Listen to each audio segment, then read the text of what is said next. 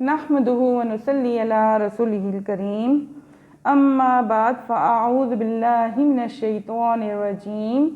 بسم اللہ الرحمن الرحیم۔ سورۃ البینہ میں اللہ تعالیٰ ارشاد فرماتا ہے اور ان کو اسی بات کا حکم دیا گیا کہ وہ اخلاص کے ساتھ یکسو ہو کر اللہ کی عبادت کریں اور نماز قائم کریں اور زکوٰۃ ادا کرتے رہیں اور یہی مضبوط دین ہے۔ سورۃ الحج میں اللہ تعالیٰ ارشاد فرماتا ہے اللہ تعالیٰ کو ہرگز ان کا گوشت اور خون نہیں پہنچتا بلکہ تمہارا تقوی پہنچتا ہے۔ اور سورہ آل عمران میں اللہ تعالیٰ ارشاد فرماتا ہے فرما دیجئے اگر تم اپنے سینوں میں چھپاؤ کوئی بات یا ظاہر کرو اللہ اس کو جانتا ہے۔ حضور اکرم صلی اللہ علیہ وآلہ وسلم نے ارشاد فرمایا بے شک اعمال کا دار و مدار نیتوں پر ہے۔ اور شیخ عبدالقادر جیلانی رحمۃ اللہ علیہ کا قول ہے کہ اے عمل کرنے والے اخلاص پیدا کر ورنہ محنت فضول ہے۔ معزز سامعین، ہمیں چاہیے کہ ہم اپنی زندگی کا ہر کام، ہر عمل، ہر اپنے جتنے کام ہیں زندگی کے ان سب میں اخلاص پیدا کریں، یعنی خلوص دل سے،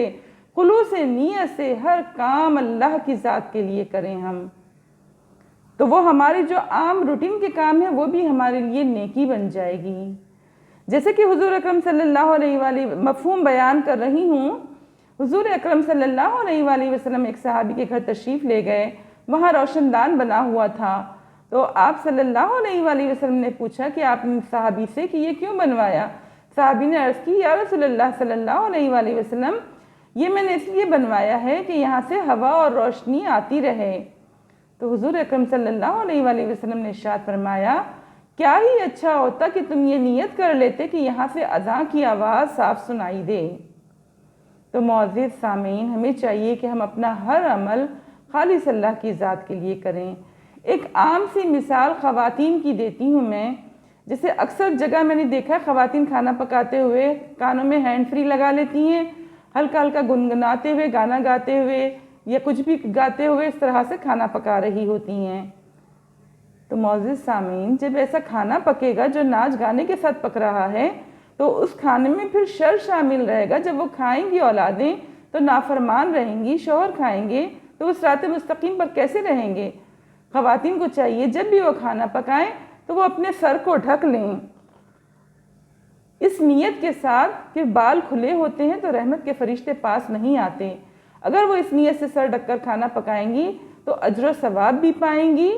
اور پھر کھانا بھی محفوظ رہے گا، اس میں کوئی بال ٹوٹ کے گرنے کا خدشہ نہیں ہوگا۔ اور پھر درود پڑھتے ہوئے پکائیں، جو کچھ گنگناتے پکانے سے بہتر ہے کہ درود پڑھتے ہوئے پکائیں۔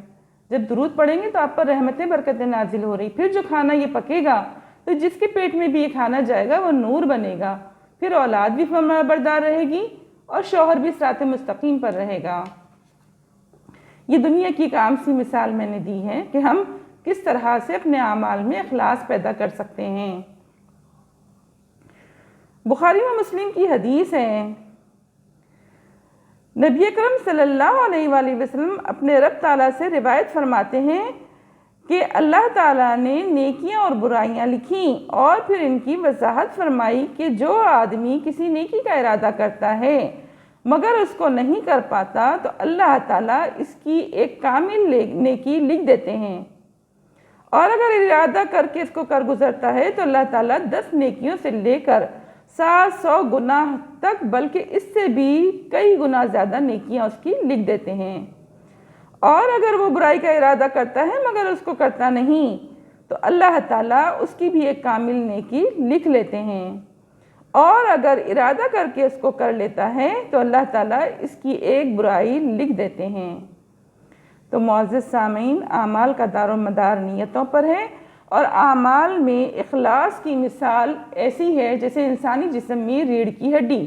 اگر انسانی جسم میں ریڑھ کی ہڈی ٹوٹ جائے تو انسانی جسم بیکار ہو جاتا ہے، وہ کسی کام کا نہیں ہوتا، بندہ بستر پر آ جاتا ہے۔ تو اسی طرح اگر ہمارے اعمال سے اخلاص نکال دیا جائے تو ہمارے سارے اعمال ضائع ہو جاتے ہیں، سب فضول ہو جاتے ہیں، کیونکہ اللہ تعالیٰ تو خود فرماتا ہے کہ یکسو ہو کر اللہ کی عبادت کریں اخلاص کے ساتھ۔ تو ہمیں چاہیے کہ ہم عبادت میں تو ہم اخلاص پیدا کرتے ہیں، لیکن ہمیں چاہیے روزمرہ کی زندگی کے ہر کام میں بھی اخلاص پیدا کریں، ہر کام اللہ کی رضا کے لیے کریں۔ اللہ تعالی ہمیں عمل کرنے کی توفیق عطا فرمائے، آمین۔ وما علینا الا البلاغ۔